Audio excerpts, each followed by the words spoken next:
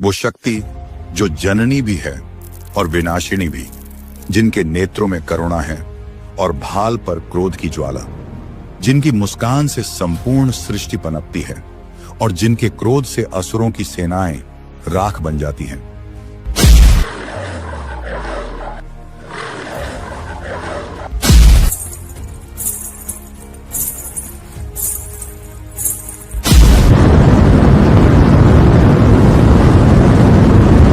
कभी वो गोद में शिशु को झुलाती हैं, तो कभी 18 भुजाओं में शस्त्र धारण कर महिषासुर का वध करती हैं। मां दुर्गा, जिनका कोई स्थायी रूप नहीं, जो समय और परिस्थिति के अनुसार बदल जाती हैं। पर क्या हम सच में जानते हैं कि मां दुर्गा कौन है? क्या उनका महिषासुर से युद्ध केवल एक कथा है, या इसमें छुपा है सृष्टि को हिला देने वाला रहस्य? क्यों देवी कभी नवदुर्गा बनती हैं, तो कभी रक्तदंतिका और कंकाल रूपिणी बनकर ऐसा भयावह स्वरूप धारण करती हैं, जिसे जानकर साधारण मनुष्य का हृदय कांप उठे? क्यों कोलकाता में दुर्गा की प्रतिमा बनाते समय वेश्याओं के घर की मिट्टी अनिवार्य रूप से ली जाती है? क्या ये केवल परंपरा है, या इसमें छुपा है कोई ऐसा रहस्य जो हमें अब तक बताया ही नहीं गया? कहा जाता है कि नवरात्रि का समय तांत्रिकों के लिए सबसे बड़ा अवसर होता है।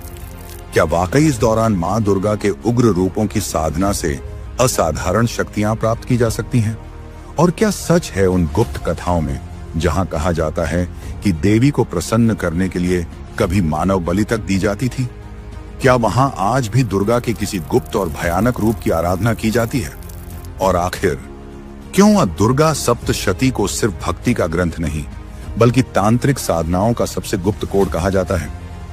मां दुर्गा, क्या वो केवल आस्था है, या फिर उनके पीछे छिपा है ब्रह्मांड का वो अंधकारमय और प्रकाशमय सत्य जो आज तक पूरी दुनिया से छुपाया गया है? इस डॉक्यूमेंट्री में हम उस गाथा के रहस्यों में उतरेंगे जो आपके मन में उठे हर सवाल को उजागर करेगी। अब चलिए लौटते हैं उस काल में जहां से मां दुर्गा की अद्भुत कथा की शुरुआत हुई।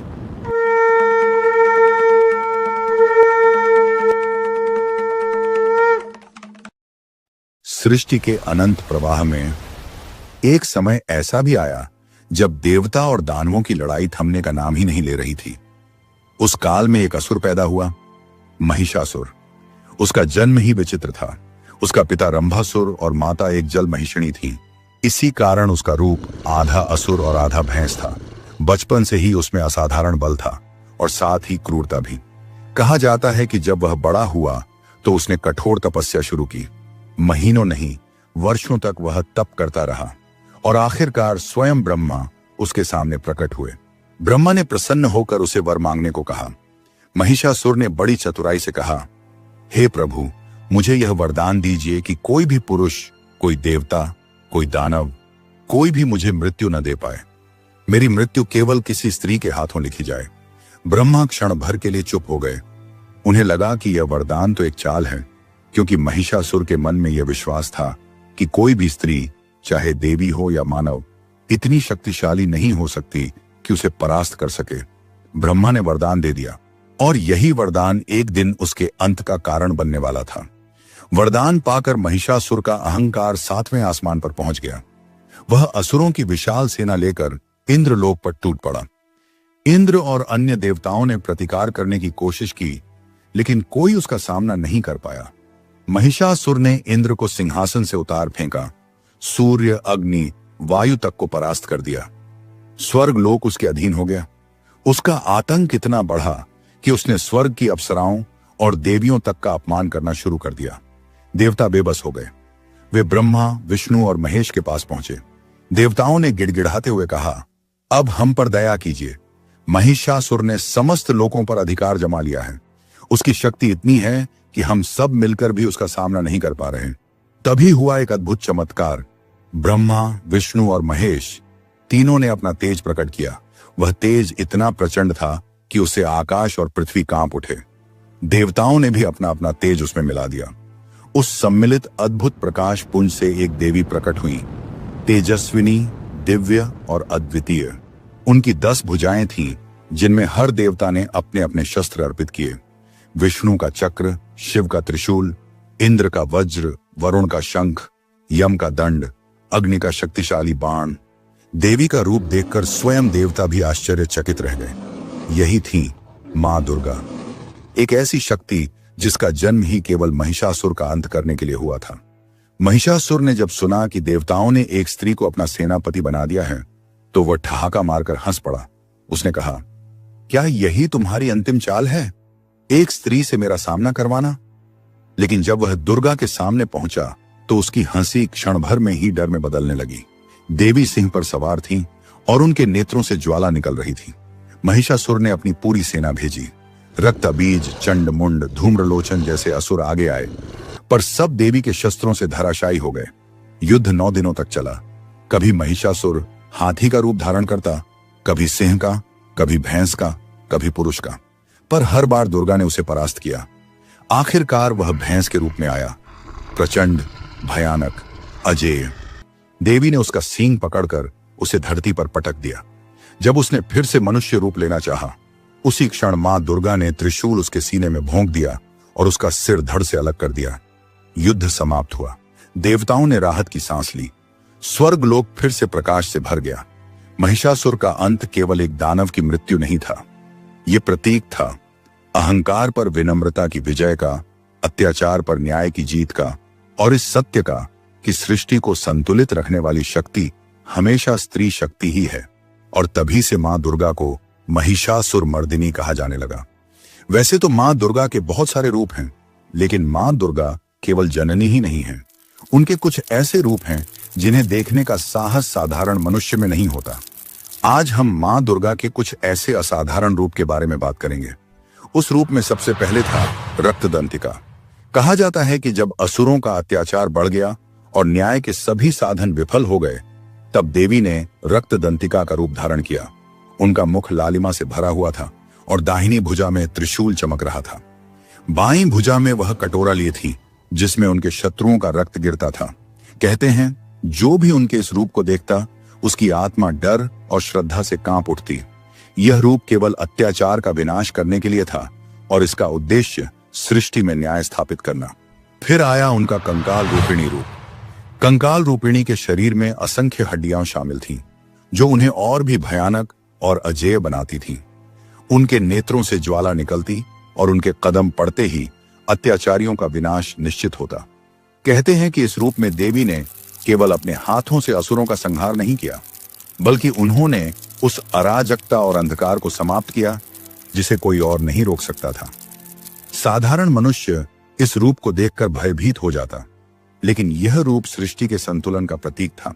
और कुछ गुप्त कथाओं में वर्णित है उनका भैरवी का गुप्त रूप। इस रूप में उनका रंग गहरा काला होता और उनके शरीर में असंख्य भुजाएं होती, जिनमें हर भुजा एक विशेष शक्ति का प्रतीक थी।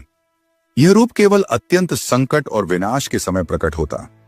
इसे देखने वाला व्यक्ति साधारण नहीं रह पाता। उसका मन भय, रहस्य और श्रद्धा के मिश्रित भावों से भर जाता। इन भयानक रूपों का उद्देश्य केवल विनाश करना नहीं था, यह सिखाने के लिए था कि जब सृष्टि में अत्याचार हद से बढ़ जाए तो वही शक्ति प्रकट होती है जो न्याय और संतुलन स्थापित कर सके। यही कारण है कि मां दुर्गा को केवल जननी के रूप में नहीं, बल्कि आवश्यकता अनुसार भयानक और विनाशकारी रूप धारण करने वाली शक्ति के रूप में भी पूजा जाता है।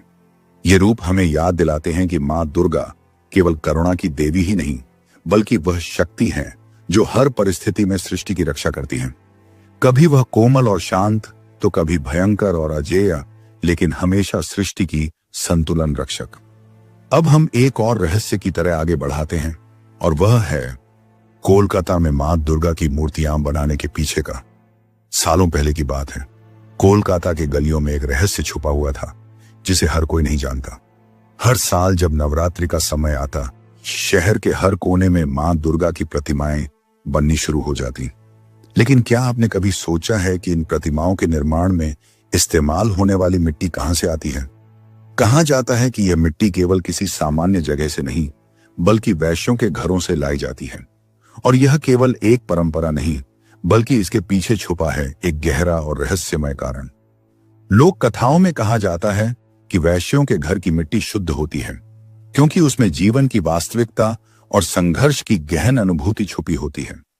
यही मिट्टी जब देवी की प्रतिमा में बदलती है, तो उसमें मानव और दिव्यता का अद्भुत मिश्रण उत्पन्न होता है। एक और कथा के अनुसार वैश्यों के घर की मिट्टी लाने का एक और उद्देश्य था सामाजिक समरसता और सृष्टि का संतुलन। देवी दुर्गा केवल अमीरों और राजाओं की नहीं, बल्कि हर वर्ग और हर व्यक्ति की रक्षक हैं। इसलिए उनके मूर्ति कला में उस मिट्टी का इस्तेमाल यह दर्शाता था कि शक्ति, भक्ति और आस्था सभी के लिए समान रूप से सुलभ है। आज भी जब कोलकाता में मूर्तियां बनाई जाती हैं, तो मूर्तिकार वही पुरानी परंपरा निभाते हैं और हर बार जब नवरात्रि का शुभ अवसर आता है, तो ये मिट्टी देवी की मूर्ति में बदलकर पूरे शहर में शक्ति, भक्ति और जीवन का संदेश फैलाती है।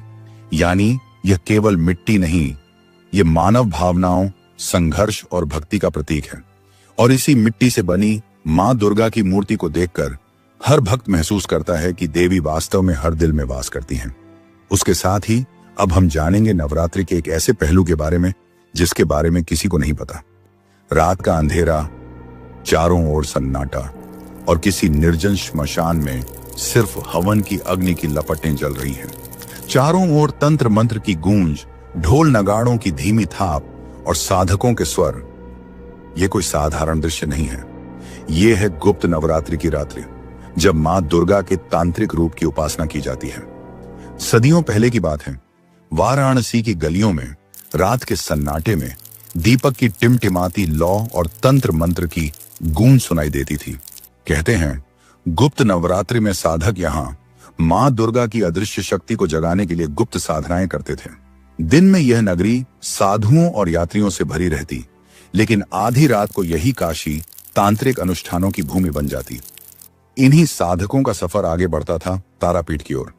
बंगाल का यह स्थल सिर्फ पूजा का केंद्र नहीं था, बल्कि ऐसा विश्वास था कि यहाँ खुद मां दुर्गा तारा रूप में साधकों को साक्षात दर्शन देती हैं।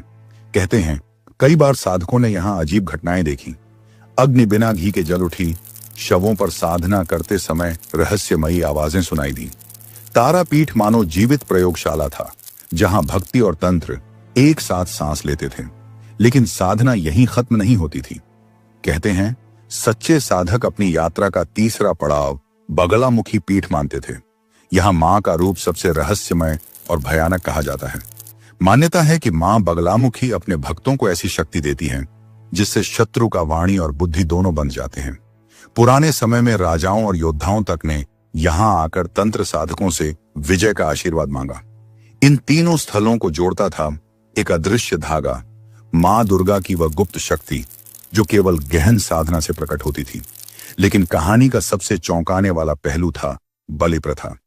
प्राचीन काल में गुप्त नवरात्रि साधनाओं के दौरान मानव बलि तक दी जाती थी। यह सुनकर रोंगटे खड़े हो जाते हैं, लेकिन मान्यता थी कि मां की प्रसन्नता और शक्ति की प्राप्ति के लिए सबसे बड़ा अर्पण यही था। मगर समय बदला और आज वही बलि प्रतीक बन गई है। मानव बलि की जगह नारियल, कद्दू या भेड़ा चढ़ाया जाने लगा, ये मानकर कि मां के सामने रक्त बहाने से अधिक समर्पण और श्रद्धा मायने रखती है। और इस सब के बीच एक ग्रंथ ने साधना को दिशा दी, और वह है दुर्गा सप्तशती। यही वह महाग्रंथ है जिसमें मां दुर्गा की विजय कथाएं लिखी हैं। और साधक मानते हैं कि बिना सप्तशती का पाठ किए कोई भी साधना पूर्ण नहीं होती। गुप्त नवरात्रि की हर रात तांत्रिक साधक इन 700 श्लोकों का पाठ करते हैं, मानो हर मंत्र मां की शक्ति को पुकारता हो। इस तरह वाराणसी की गलियों से लेकर तारापीठ की श्मशान साधनाओं तक और बगलामुखी की रहस्यमयी शक्ति तक सब एक ही धारा में बहते हैं। यह धारा है मां दुर्गा की उस अदृश्य, रहस्यमय और भयावह शक्ति की जो साधकों के लिए वरदान भी है और परीक्षा भी। यही है मां दुर्गा की कथा का वो पक्ष जहां शक्ति सिर्फ एक पूजनीय देवी नहीं, बल्कि एक अनुभव है, एक रहस्य है जिसे युगों से साधक, भक्त और तांत्रिक अपने अपने रूप में जानने की कोशिश करते आ रहे हैं। वाराणसी की गलियों से लेकर तारापीठ की तंत्र भूमि तक और बगलामुखी की गुप्त साधना से लेकर हर घर के पूजा स्थल तक, मां दुर्गा आज भी उतनी ही जीवित हैं जितनी तब थीं जब महिषासुर के आतंक से त्रिलोक कांप रहा था। कहते हैं उनकी कहानियां सुनना एक बात है, लेकिन उन्हें अनुभव करना आपकी आत्मा को भीतर से झकझोर देता है। क्योंकि मां दुर्गा केवल मंदिर की मूर्ति नहीं, वो तो हर उस शक्ति का नाम है जो हमें अंधकार से प्रकाश की ओर ले जाती है। और यही है उनकी सबसे बड़ी लीला। वो हर युग में हर रूप में प्रकट होती हैं, बस हमें उन्हें पहचानना होता है। यदि आपको यह वीडियो पसंद आया हो तो कृपया इस वीडियो को लाइक कीजिए, शेयर कीजिए और चैनल को सब्सक्राइब कीजिए तथा कमेंट में जय मां दुर्गा लिखिए।